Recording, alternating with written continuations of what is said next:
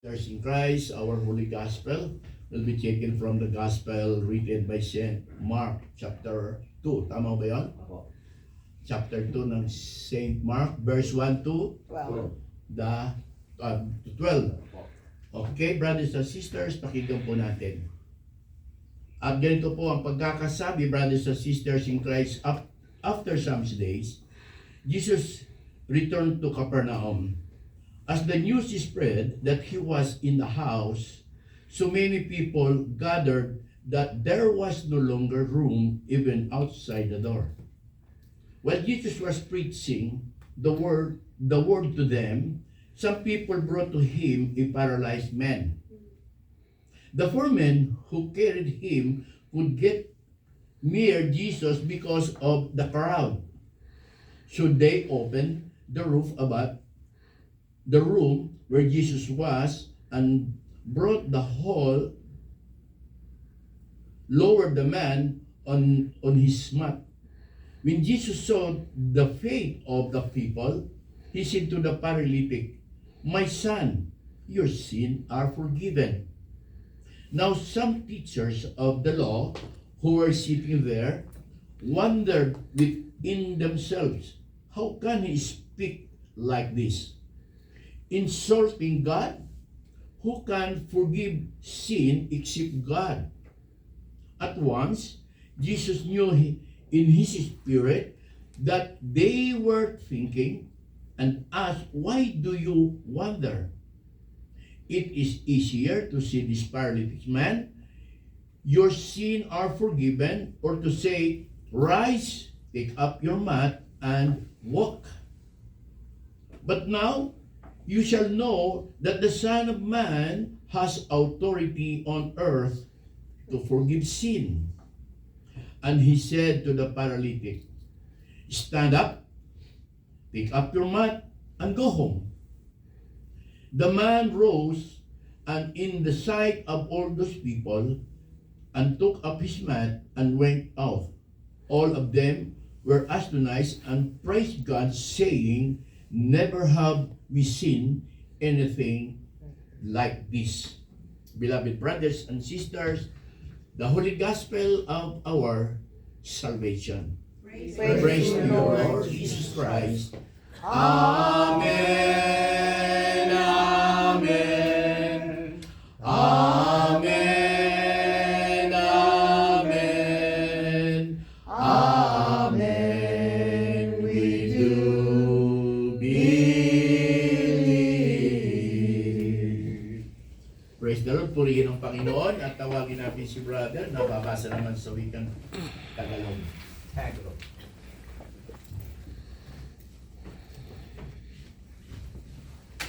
Good evening, Lord. Sa inyo mga kapatid. Ganito po mga kapatid ang nakasulat sa mabuting balita sa wikang Tagalog. Marcos, Kabanata 2, talata 1 hanggang 12. Luwalhati sa iyo, Panginoon. Pagkalipas ng ilang araw, bumalik si Jesus sa Capernaum at kumalat ang balitang siya'y nasa bahay. Nagkatipon doon ang napakaraming tao, kaya't halos wala nang mapwestuhan kahit sa labas ng pintuan. Habang nangangaral si Jesus, may dumating na 4 na taong may dalang isang paralitiko. Hindi nila mailapit ang paralitiko kay Jesus dahil sa dami ng tao. Kaya't binakbak nila ang bubong sa tapat niya at ibinaba ang paralitikong nakaratay sa higaan. Nang makita ni Jesus kung gaano kalaki ang kanilang pananampalataya, sinabi niya sa paralitiko, "Anak, pinatawad na ang mga kasalanan mo." May nakaupo roong ilang tagapagturo ng kautusan na nag-isip ng ganito, bakit siya nagsasalita ng ganoon? Nilalapastangan niya ang Diyos. Hindi ba't ang Diyos lamang ang makakapagpatawad ng kasalanan? Alam na Jesus ang kanilang iniisip, kaya't sinabi niya agad, "Bakit kayo nag-iisip ng ganyan? Alin ba ang mas madali? Ang sabihin sa paralitiko, 'Pinatawad na ang mga kasalanan mo,' o ang sabihin, 'Tumayo ka, Bitbitin mo ang iyong higaan at lumakad ka. Ngunit upang malaman ninyo na ang anak ng tao ay may kapangyarihan dito sa lupa na magpatawad ng mga kasalanan. Sinabi niya sa paralitiko, tumayo ka, buhatin mo ang iyong higaan at umuwi ka na. Tumayo nga ang paralitiko habang nakatingin ang lahat. Kaagad niyang binuhat ang kanyang higaan at umalis. Kaya ang lahat ng naroon ay namangha. Sila ay nagpuri sa Diyos at sinabi nila, kailan may hindi pa kami nakakita ng ganito. Mga kapatid, ang mabuting balita ng ating kaligtasan. Puri ka namin, Panginoon. Salamat po, mahal na kapatid, sa pagbasa sa wikang Tagalog, at salamat din po sa kapatid natin kanina na nagbigay po sa atin ng pangunahing introduction of our fellowship, brothers and sisters of healing and deliverance, dahil po sa first reading na binigay po sa atin ni Brother Rafi. Amen po. Amen. Napakaganda po ng prayer na napakinggan natin kanina, ano? Amen po ba? Ang prayer na talagang nararamdaman. Napapansin niyo po yun, ano? Pag talaga po ang tao ay, ang puso po talaga ay inilalagay po niya, brothers and sisters in Christ, doon sa kanyang gagawin, hindi maaring hindi po maramdaman ang bawat kataga o bawat salita. Ano, brothers and sisters in Christ? Yan po ang isa pong karanasan po natin, at higit sa lahat, mga bagay na kung saan ay nagpapatuloy po ng ating pananampalataya na nararanasan natin, brothers and sisters, because of God's word that is given to us. Amen? Amen. So, welcome na ho pala mga kapatid, isang mapagpalang buhay at mapagpalang muli na pagtitipon sa presensya ng Panginoon. At siyempre po, lagi po tayong pinagpapala ng Panginoon. Alam niyo po ba kung bakit po tayo lagi pinagpapala ni Lord? Not only for material things, beloved brothers and sisters in Christ, but most especially because of the Word of God according to the Gospel. Amen po ba? Amen. Remember that the Word of God from the beginning, brothers and sisters in Christ, is the source of life, of everything. Ang salita ng Diyos, ang sabi nga po, ang pinagmumulan ng buhay sa lahat ng bagay. Amen. Mula po doon sa pagkalikha, brothers and sisters in Christ. Amen po? Amen. Kaya naman po, sabi ko, mapalad po tayo, o lagi tayong pinagpapala, sapagkat nakakatanggap lagi tayo ng salita ng Diyos, na pinapaniwalaan natin na ang kapangyarihan ng salita ng Diyos ay Diyos. Amen. Hindi po ba? Sabi po sa John chapter 1, the Word of God is God. Ang salita ng Diyos ay Diyos. So meaning to say, ang ating pagtitipon ay lagi pong may mayroong pakikipagtagpo sa Diyos. Amen? Pakikipag, ano tawag ito? Covenant sa God. Amen po ba? Amen. Brothers and sisters in Christ. So, sa ating gospel ay mapapansin natin, mga brothers and sisters in Christ, na kung saan ang ating Panginoon ay nagpahayag, brothers and sisters, tungkol sa pagpapatawad. Amen po ba? Amen. Na ito po ay hindi lubusang naunawaan even doon ng mga religious leader ng time na yon, brothers and sisters in Christ. Kaya nga ang sabi nila, blasphemy. No? Anong sabi po doon, brothers and sisters in Christ? Amen? Amen. Kasi po, ang pagpapatawad ay nanggagaling sa Diyos. Amen po ba? Amen. Which is true, brothers and sisters in Christ. In the Old Testament, mga brothers and sisters in Christ, ang forgiveness, nanggagaling talaga sa Diyos. No one can forgive sin except God. Amen. Amen po ba? Amen. Kaya nga po, mapapansin natin, nung mga unang panahon sa lumang tipan, alam nila na only God can forgive sin. Kaya nga sinasabi nila na, ano sinasabi nitong taong to? Ang pagpapatawad ay sa Diyos lang manggagaling. Amen po ba? Amen. sa kabila po ng pagiging mga tagapagturo nila ng kautusan or sa kabila po ng mga nagpapa-implement ng law ng God, they don't really understand, beloved brothers and sisters in Christ. Like Nicodemo, if you remember Nicodemo, si Nicodemo siya lumapit sa Jesus kay Christ. Amen po ba? Amen. At itinatanong niya yung bagay dahil sa mga napapakinggan niya at nakikita niya kay Jesus Christ na sinasabi ni Nicodemus na ang mga ginagawa mo ay ginagawa hindi katulad ng ginagawa ng mga religious leader.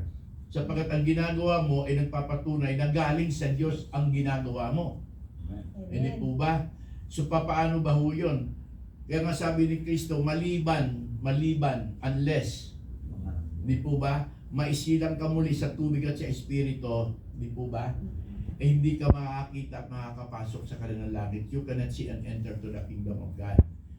Amen po ba? Amen. So ganun din po yung sinasabi ng Panginoon, teacher ka, hindi mo alam. So hindi talaga nila alam. Bakit po? Because when it comes to spiritual matter, only those who have the Spirit from God understand what is the divine purpose of God. Amen po ba? Amen. Because it is spiritual from God. The holiness of God is Spirit, brothers and sisters, confirm that the reason why the Word of God, who is with God, came on earth, became flesh for this purpose. Diba? Sinabi po yan ni Prophet Isaiah sa chapter 61, and it was confirmed nung basahin ni Jesus Christ sa synagogue. Di po ba? Sa sarili niyang bayan sa Nazareth. Amen? Alala niyo po yun? Yun ay sinulat ni Luke sa chapter 4 verse 18 to the following verses. Alala niyo po yan? Ang sinasabi ng Panginoon, the Spirit of the Lord is upon me because He anointed me to proclaim freedom, to proclaim the good news of the kingdom of God, to release the oppressed, to heal. Amen? Amen. So, makikita ho natin, ito yung purpose ng gospel na nais po mapag-usapan ngayon. Amen po ba? Amen. That Jesus Christ's authority over sin, brothers and sisters, is now alive in our days. Amen. Amen po ba? Amen. Ang kapangyarihan po ni Jesus sa pagpapatawad, buhay mo po ngayon sa atin panahon. Amen. Amen po. Ang tatalakayin po natin, brothers and sisters in Christ. Kasi sa gospel, ito nga sinasabi ng Panginoon. Patutunayan ko po sa inyo, sabi ng Panginoon, na ang anak ng tao ay may kapangyarihang magpatawad ng kasalanan. Amen po ba? Amen. At alam mo, naalala po rin natin yan noon, no? Ako'y may naalala nung araw na ang pagpapatawad, iniisip ko rin na hindi nga tao ang papatawad, kundi ang Diyos lang. Di po ba? Kasi hindi po tayo ganun ka-open sa salita ng Diyos. Hello? Amen. So, kung titignan natin sa gospel natin, ano ang istorya kung bakit po nagkaroon po ng pag-forgive si Jesus Christ sa ating gospel? O the authority of Jesus Christ over sin. Dito sa paralitiko. Ang paralitiko kasi ay may posibilidad, hindi naman lahat, pero karamihan. Baka Biblia nagsasabi. Ano sinasabi ng Biblia? The wages of sin is death. Amen? Amen. So, yung bunga daw ng kasalanan ay kamatayan. Ano yung kamatayan? Hindi po physical lang. Amen? Amen. Spiritual. It happened, brothers and sisters, in the Old Testament, nung magkasala si Adam and Eve, ang namatay sa kanila, hindi naman yung physical agad, but yung spiritual. If you remember, sinasabi ni Yahweh, don't eat that fruit, because if you eat that fruit, you will die. Hindi ba kinain nila? Di po ba? Hindi naman namatay. Amen po? Amen. Ang namatay sa kanila, yung spiritual ng Diyos na inilagay sa kanila. Kaya nga sinasabi ni Satan, don't believe you will not die if you eat that fruit. Kasi alam ni Satan na ang inilalagay niya sa kaisipan ni Adam and Eve, brothers and sisters in Christ, na hindi sila mamamatay. Hindi dahil sa spiritual na dapat nilang maintindihan. Same thing in our days. Hindi po ba? Sabi nga po, pag nagkasala ang tao, you can ask forgiveness to God. Amen? Amen. Which is true. Pero ito ang tanong mga kapatid sa pananampalataya. Amen po ba? Amen. Maari mag-forgive ang kasalanan mo, but how about your spiritual life? Na-forgive ba? Hello? Amen. May mga pangyayari na madalas po natin ito binabanggit sa church natin. Lord, I am not worthy to receive you under my roof. But only say the word and my soul shall be healed. Amen? Amen. So mayroon din sickness yung soul. Amen po ba? Amen. Bunga po yan minsan ng mga kasalanan. Hindi naman lahat ng kasalanan ito ang mga causes sa ating buhay. Kundi mismo dahil sa ating mga kahinaan. Amen po ba? O dahil sa ating mga pagkukulang, brothers and sisters in Christ. Tulad ng sinasabi nga po, madalas natin narinig, sinasabi ng doktor, o huwag kang kumain ng taba at sapagkat yan ay ma-high blood ka, di po ba? O hindi naman yun ay gumawa ka ng kasalanan, kundi kahinaan mong kumain ng marami pong litson, kaya gano'n nangyari sa iyo, na-high blood ka. Hindi ba? Amen. Wala ka namang ginawang kasalanan. Bunga ng kahinaan mo, kahinaan ng tao, na-high blood ka. Di po ba? So, ibig sabihin, ganun po yun. But ang tinatalakay natin dito, kasalanan. Kasalanan. Na ang kasalanan, brothers and sisters, ang pumapatay, not only for physical, but most especially, the spiritual. Amen? Amen. Kaya po itong gospel na ito, mapapansin natin na itong paralitiko na ito, brothers and sisters, na inilapit sa ating Panginoon, ay pinagaling. Amen po ba? Amen. Bago siya pinagaling, brothers and sisters, ano ang unang words na sinabi ng Panginoon dito sa gospel? Apo? Your sins are forgiven. Yun. Anak, pinatawad na Tawad na ang mga kasalanan. ang iyong mga kasalanan.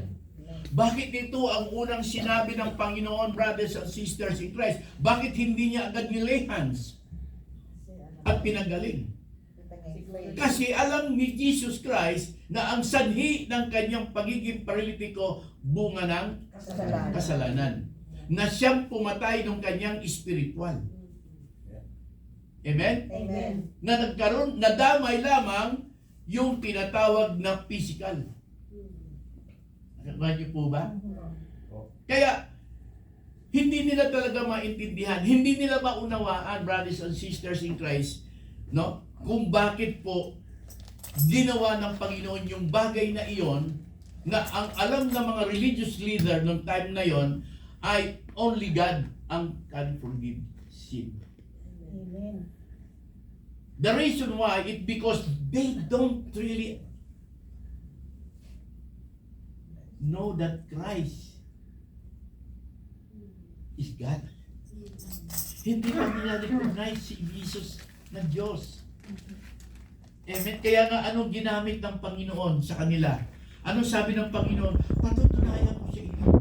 Yung anak ng tao. Hello? Amen. Yung anak ng tao, mayroong ibig sabihin yan sa ating panahon ngayon. Son of Man. Hindi sinabing Son of God. Remember the word. Ay, di po ba? Son of Man has authority to forgive sin. Amen. Kaya na-amaze po sila because only God can forgive sin. Kasi hindi nila recognize Jesus Christ is God. Kasi nasaan yung tao? Ang pagiging Diyos ni Christ. Amen. Amen? Amen. So, kaya dito po mga kapatid, alam ng Panginoon ang kanilang iniisip. Alam ng Panginoon ang nasa puso nila. Kaya sinabi sa kanilang Panginoon, bakit kayo bakit kayo nag-aalilangan? Bakit anong iniisip nyo?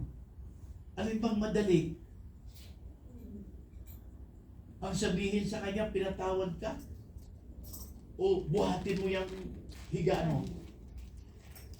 Kasi hindi nila naunawaan, brothers and sisters in Christ, na ang cause ng kanyang pagiging paralytico is because of sin. Kaya kailangan ma-breakthrough yung portion na iyon, no, brothers and sisters, na mapatawad siya. At paano nagkaroon siya ng forgiveness from Christ at that moment? Paano? Hello? Ano ba siya Ano? Paano siya na-forgive? Oo, paano siya na-forgive ng oras na iyon ng Panginoon? Because of the faith. Ha? Nakita ni Lord ang faith niya. Yung faith niya. Sa kanya. Yung pag-mimit niya. Kasi nakita ni Kristo ang kanilang pananampalataya. Amen po ba? Kaya na-forgive ang kanyang kasalanan, brothers and sisters in Christ. Amen po? Amen. So, maliwanag na ang kapangyarihan ng ating Panginoon na magpatawad, brothers and sisters, bilang Diyos, anak ng Diyos, anak ng tao, brothers and sisters, ay nagkaroon ng katuparan sa panahon ng ating Panginoon, pati na po ang mga tao na mayroong Espiritu ng Diyos. Amen. Hello? Amen. Okay. Dadalhin ko kayo sa isang bahagi ng nasusulat sa Biblia. Ang ating tinatalakay ay tungkol sa Jesus' authority over sin, right? Okay. Basahin natin ang gospel na isinulat ni Luke sa huling chapter. Ang sabi po sa chapter 24, brothers and sisters in Christ, okay, verse 46 to the following verses. Okay, buksan natin ang mga Biblia sa mga nasa tahanan. At yung mayroon na andyan para makita nyo po. Ang sabi po ganito sa sulat na sa gospel na sinulat ni Luke sa chapter 24, 46 po.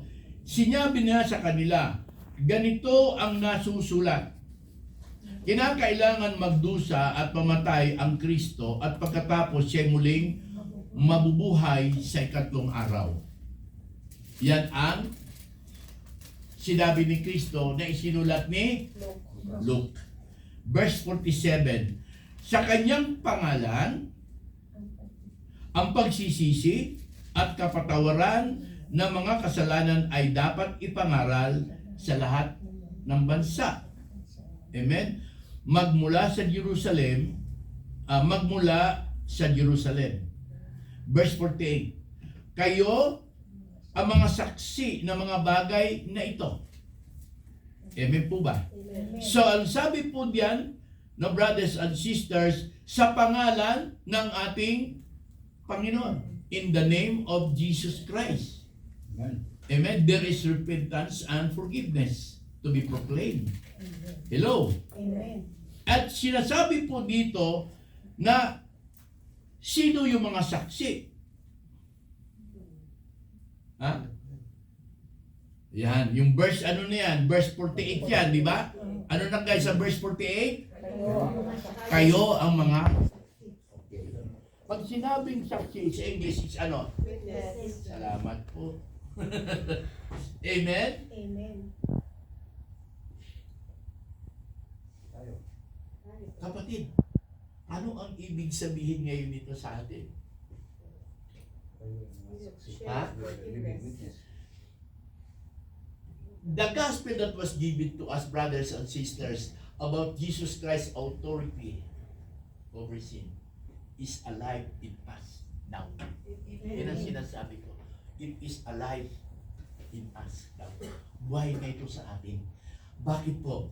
Dahil sa kapangyarihan ng kanyang salita na siyang Espiritu na naghahari at tumikilos po sa atin at gumagabay po sa atin, brothers and sisters in Christ, ang siyang magtuturo at magpapaalala ng lahat ng sinabi ng Panginoon sa atin. Basahin po natin ang gospel, no? Na isinulat ni John, ang salita ni Christ sa John chapter 14 verse 26 po. Okay. Ano nakasulat? Okay. Sige po. Just John chapter 14 verse 26. But the helper, the Holy Spirit, whom the Father will send in my name, he will teach you all things and bring to your remembrance all that I have said to you. Amen. Amen. Di po ba? Sabi po ng Panginoon, ngunit ang patnubay, yung advocate ay patnubay, di ba? Ang patnubay. Ano po yung patnubay na yan? Ang Espiritu Santo. Amen po ba? Nasusuguin ng Ama sa pangalan ko. Hello? Sa pangalan ko. Maliwanag po yun, brothers and sisters. Amen? Ayan. Anong sabi po? Ang siyang sa inyo ng lahat ng bagay at magpapaalala ng lahat ng sinabi ko sa inyo.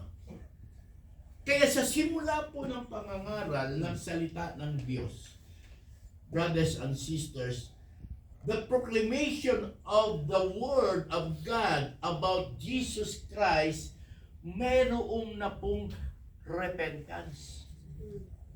If you accept by your faith, amen? Amen. That you are receiving the Word of God in the name of Jesus Christ, there is repentance. Amen? Amen. Napo-forgive tayo. Dahil sa ating pananampalataya. Kasi yung pagtanggap natin sa salita ng Panginoon, pagtanggap natin sa ngalan ni Jesus, brothers and sisters in Christ, yung faith mo, yung faith natin, nagpapatunay po yun, brothers and sisters, ng humility, brothers and sisters, in the name of Christ. Hindi mo nasasambit yung pagsisisi, but pagka mayroon tayong pananampalataya, like what happened in the gospel, na alam ng Panginoon, ang pananampalataya mo, hello, Amen. papatawarin niya kasalanan mo. Amen. Amen po ba? Amen. Kaya nga po, yung patnubay na iyan mula sa Diyos Ama sa ngalan ni Jesus, the advocate, the Holy Spirit from the Father in the name of Jesus Christ will teach you, will guide you, will remind you all things that He said. Amen po ba? Amen. Magkakaroon tayo ng kabukasang espiritual. Kaya nga sabi natin, sa panahon natin ngayon, buhay po ang forgiveness na ito sa pangalan ni Jesus sa atin. Sa atin ngayon. Hello? Amen. Pansinin po natin mga minamahal kong kapatid sa Panginoon. Okay. Meron tayong mababasa, brothers and sisters, sa sulat ni Pablo sa mga taga-Ephesian. Efeso sa Tagalog, chapter 4, verse 32 po.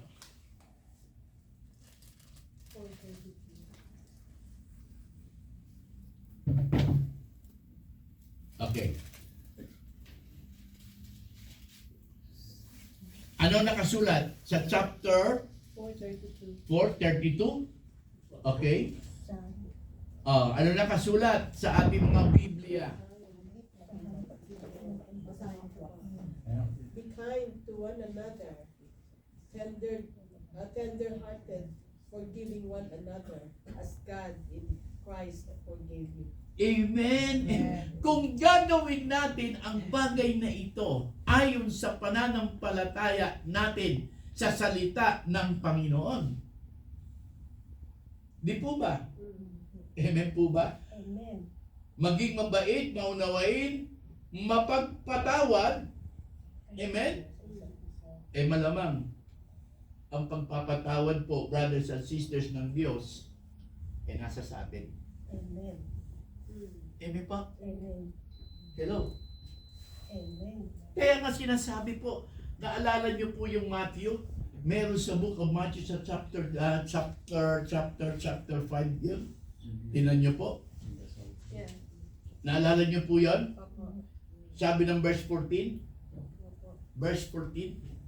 Ano sinasabi ng verse 14 ng Matthew chapter 5? Chapter 6 yata yun, by the way. Sorry po. Sa chapter 6 po ng Matthew, verse 14. Apo.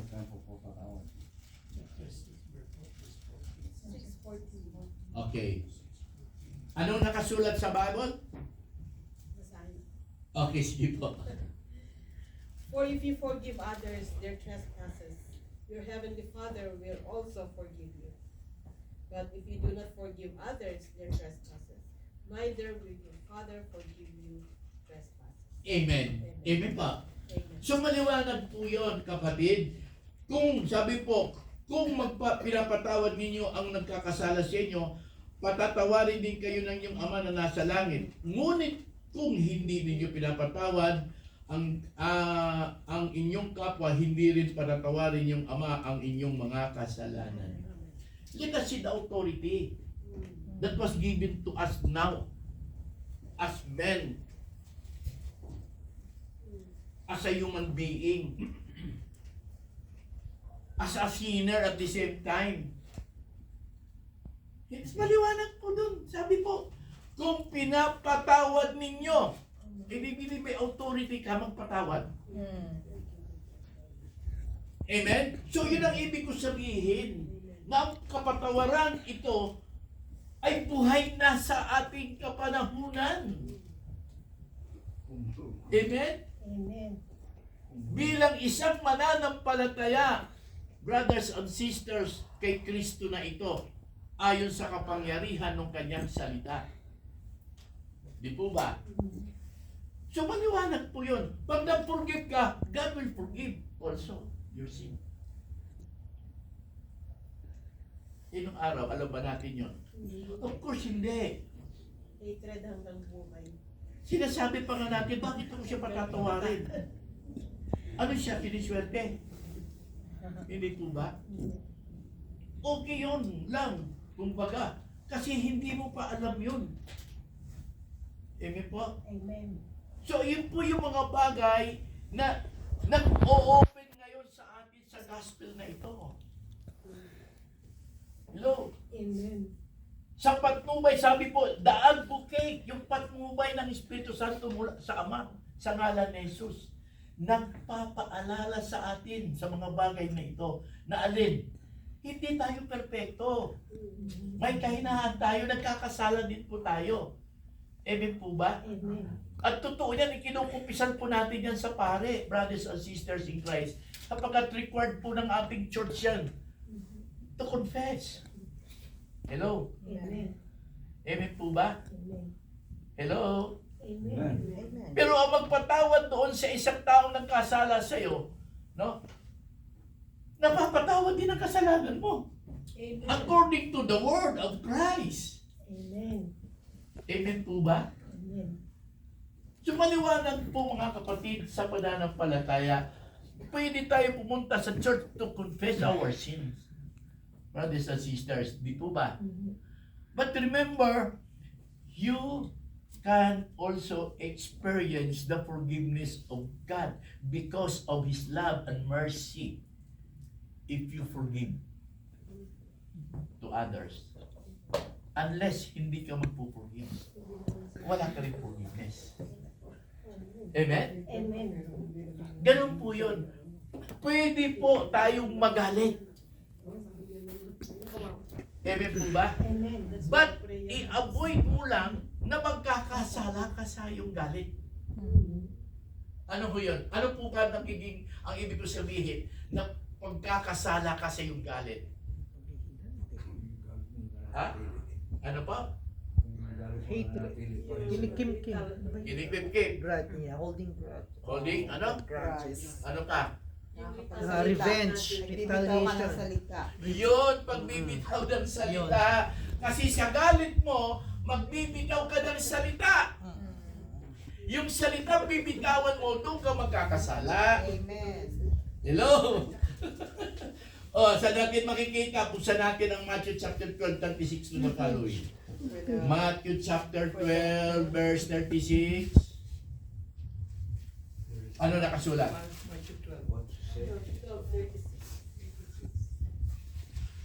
36 and 37. Sa Tagalog po, 36 po. Hindi, balik na naman. Spanish na naman yun. 36 at 37. Sige po. Sige po, big sister. But I tell you that everyone will have to give account on the day of judgment for every empty word that they have spoken. For by your words you will be acquitted, and by your words you will be condemned. Amen. Purihin ang Panginoon. To God be the glory. Pwede ka magkakasala dahil may kahinaan ka. Di po ba? Hello? Amen. Alam ng Diyos yan eh.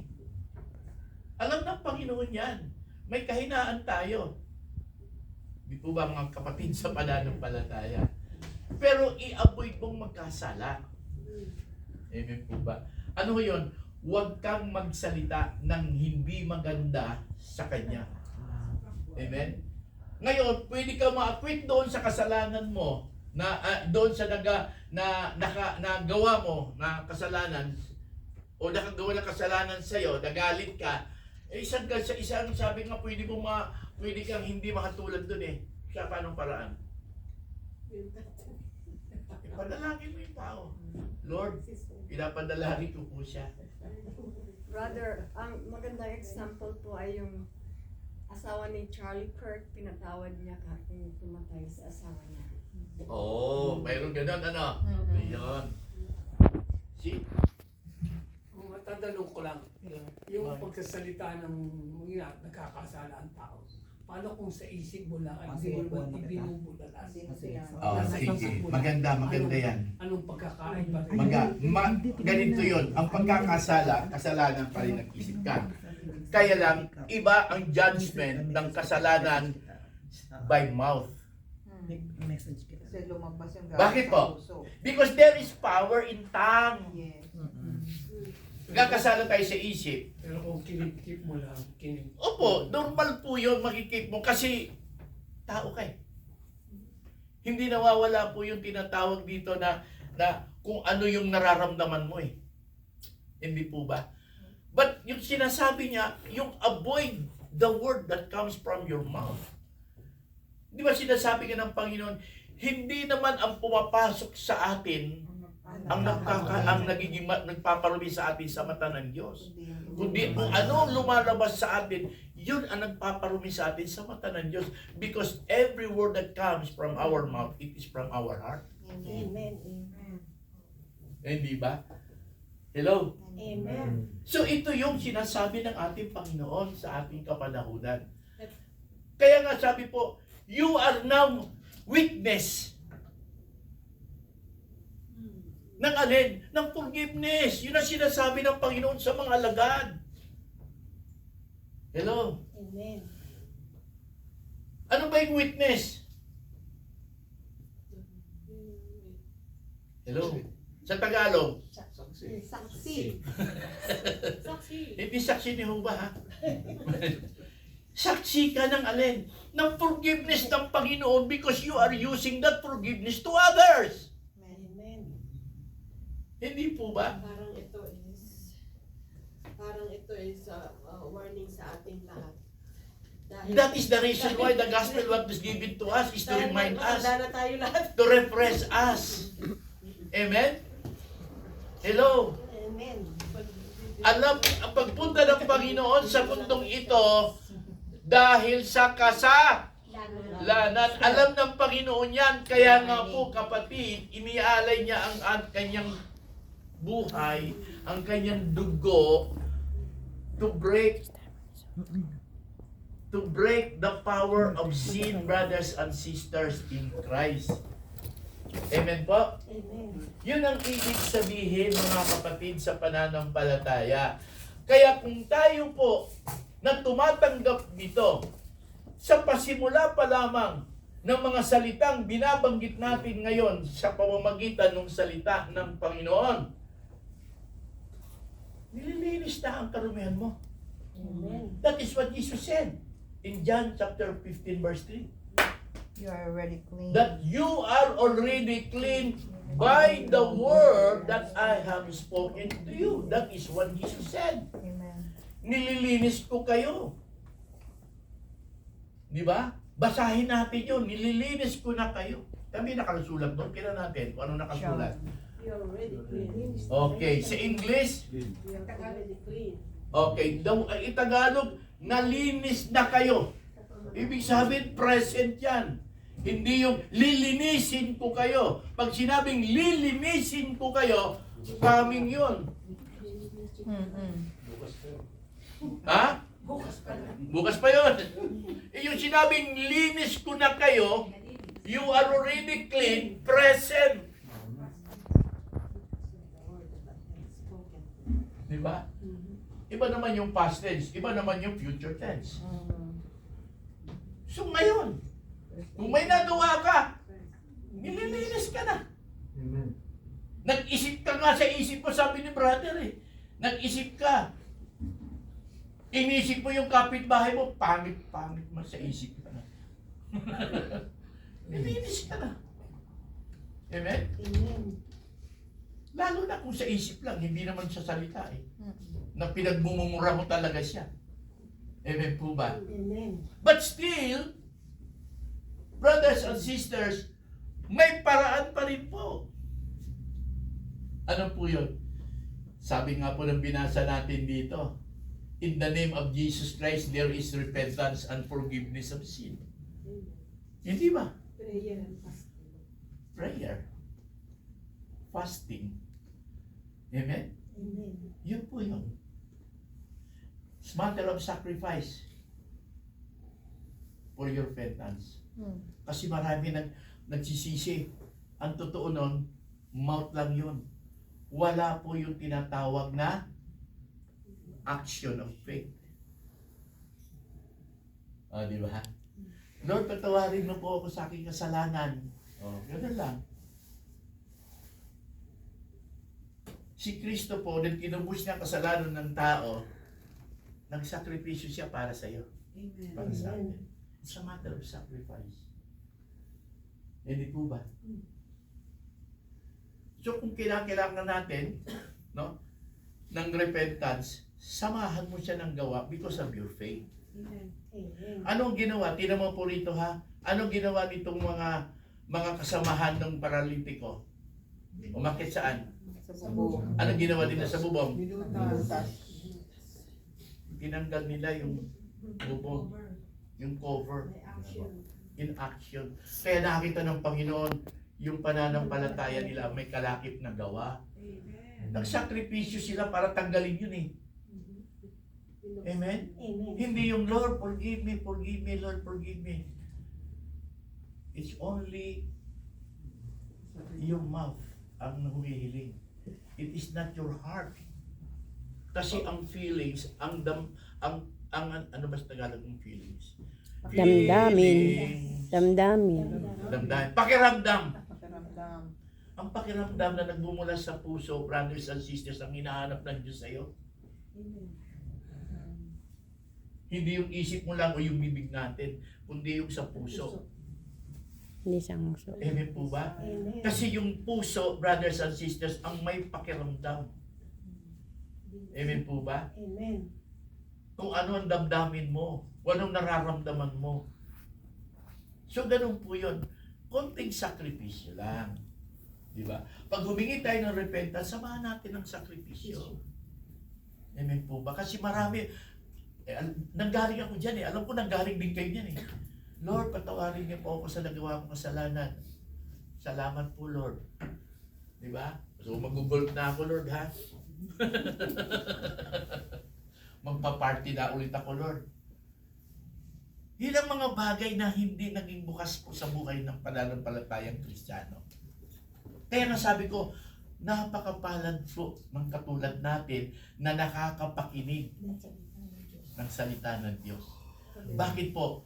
Dahil binubuksan po ang ating spiritual brothers and sisters in Christ to make us alive in Jesus Christ's name.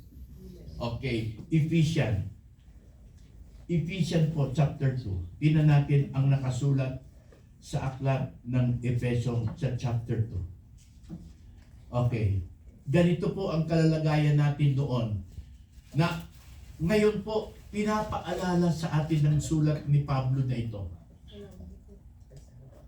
Amen? Amen. Para maging buhay po ang ating pananampalataya, hindi patay na pananampalataya. So, buksan natin yung letter ni Paul to the Ephesians sa chapter 2, verse 1 to verse 5. Verse 5 pa, ano si verse 5, ano? Okay. As for you, Sige po, my dear sister. As for you, you were dead in your transgressions and sins, in which you used to live when you followed the ways of this world and of the ruler of the kingdom of the air. The Spirit who is now at work in those who are disobedient. All of us also live among them at one time, gratifying the craving of our flesh and following its desires and thoughts. Like the rest, we were by nature deserving of wrath. But because of His great love for us, God, who is rich in mercy, made us alive with Christ even when we were dead in transgression. It is by grace you have been saved. Amen. Amen po ba? Amen. Dati tayo ganun eh. Di natin alam, kinapuputan pala tayo ng Diyos. Isimba nga tayo ng simba, kinapuputan pala tayo ng Diyos. Bakit po? Kasi simba lang natin eh. Kung ano na pinagagawa na natin. Ano na sinasabi natin, hindi po ba? Bunga ng kakulangan po ng kabukasang spiritual ang desire ng ating pakikinig ng Word of God. Basta ang gusto natin makinig, okay na. Yun ang pagmimithi po natin na maging bukas tayo sa kahalagahan at kapangyarihan ng salita ng Diyos as God's Spirit. Hindi ho tayo naging ganun dati. Katulad din tayo ng dati. Yung desire pa rin po natin sa buhay natin, brothers and sisters, nakapattern sa worldly evil ways. Hindi ba? Hello? Amen. May kasabihan nga po, madalas naalala ko si paring pare eh. Yung paring si Father Dave. Pagsabi siya, nakakapakinig ako doon. Sabi nga po eh, ang tao hindi makatagal po sa pakikinig ng Word of God eh.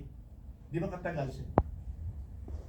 Pero pag ang tao po, pupunta sa party, kahit hanggang magdamag, uuwi yun madaling araw. Hindi yun magreklamo. Hindi ba? Sabi ng Father Dave, is totoo naman. Pag nasa party tayo, iniisip mo pa ba ang oras? Minsan hindi na, lalo kung nag-i-enjoy ka sa party. No? Di ba? Opo. Lalo kung umiinom ka, di lalo na, no? Hindi mo naintindi yung oras. Pero pag nasa gawain ng Diyos, at tinitiyan mo lagi yung, ano ba yung oras? Ano ba yung oras? Normal po yan, kapatid. Amen? Kasi hindi naman ganoon po ka-equip ang spiritual natin na ang desire talaga ng pananampalataya natin kay Kristong ito, yung papaano, kung papaano po maididikit mo yung sarili mong pananampalataya sa Kanya, the author of your faith. Because it's truly impossible to please God without faith to Christ. Amen? Amen. Yun po yun, mga kapatid, sa pananampalataya. Kaya po, isa pong pagpapala po ang nakakapakinig ang tao ng tamang pangangaral tungkol kay Kristo. Yun ang sinasabi niya. Diba? Dahil si Kristo po'y namatay para sa kasalanan at muling nabuhay na ikatong araw. Kaya nga ang pangangaral, ipangaral si Kristo. Si Kristo ay pangangaral. Hindi ipangangaral yung church ni Kristo. Si Kristo mismo ay pangangaral. Nagtayo ng church. Ano pa naman? Kasi maraming church, ganun eh. Ang pinangangaral nila, church nila. Di ba? Si Kristo ang ipangaral na nagtayo ng church. Amen? Amen. Yun po ang mahalaga. Kasi mayroong repentance and forgiveness in the name of Jesus Christ as the author, has the authority to forgive our sins. Amen. Amen? In the name of God the Father, the Son, and of the Holy Spirit. Amen. Amen. Bless us, O Lord God, continue